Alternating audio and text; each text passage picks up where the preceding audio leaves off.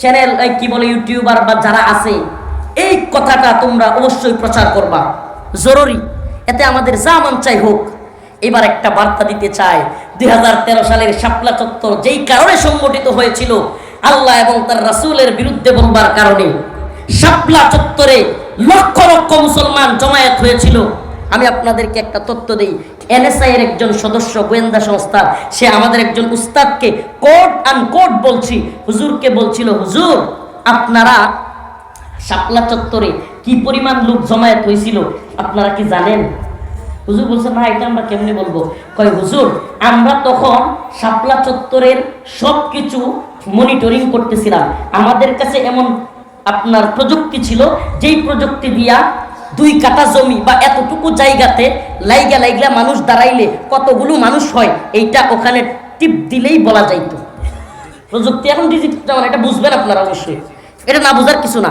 এখানে কতগুলো মানুষ শরীরে লাইগা থাকলে জমির আয়তন কতটুকু এবং এই আয়তনে লাইগা বসলে কত মানুষ বসা যায়, এটা বের করা আহামরি কিছু কঠিন।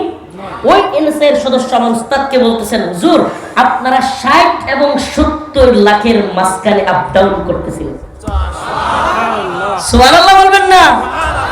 ওই নারায়ণগঞ্জের ওই দিকের সাইনবোর্ড, ছবি আছে, ভিডিও আছে, আর এদিকের শাপলা চত্বর, এদিকে পুরা ঢাকা শহর গাজীপুর পর্যন্ত অচল হয়ে গেছিল। সুবহানাল্লাহ বলবেন না?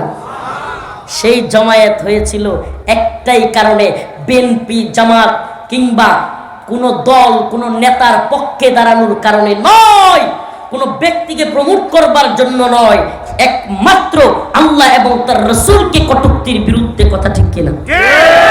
ইসলামের বিরুদ্ধে হাসিনা সরকার যে অবস্থান নিয়েছে তার বিরুদ্ধে, শাহবাগে নাস্তিক মুরতাদেরা ইসলামের বিরুদ্ধে যে অবস্থান নিয়েছে তার বিরুদ্ধে। তাইলে আমার জানতে মনে চায়, ওই মুসলমানগুলো এখন বাংলাদেশে আছে না সব মরে গেছে? ওই আলেম ওলামারা বাংলাদেশে এখনো আছে না সব মরে গেছে?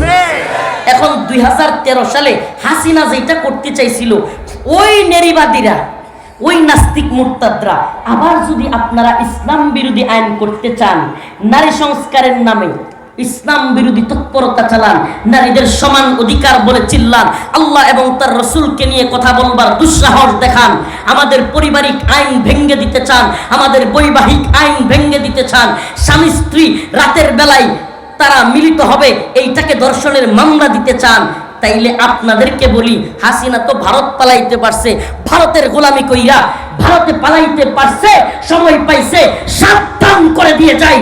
দিল্লির গোলামি করতে গিয়া ইসলাম বিরোধী তৎপরতা চালায়া হাসিনার যেই পরিণতি হয়েছে, আমেরিকার গোলামি কইরা এদেশেও যদি ইসলাম বিরোধী কোনো আইন পাস করবার দুঃসাহস করেন, আপনাদের পরিণতি হাসিনার চাইতেও ভয়ঙ্কর হবে।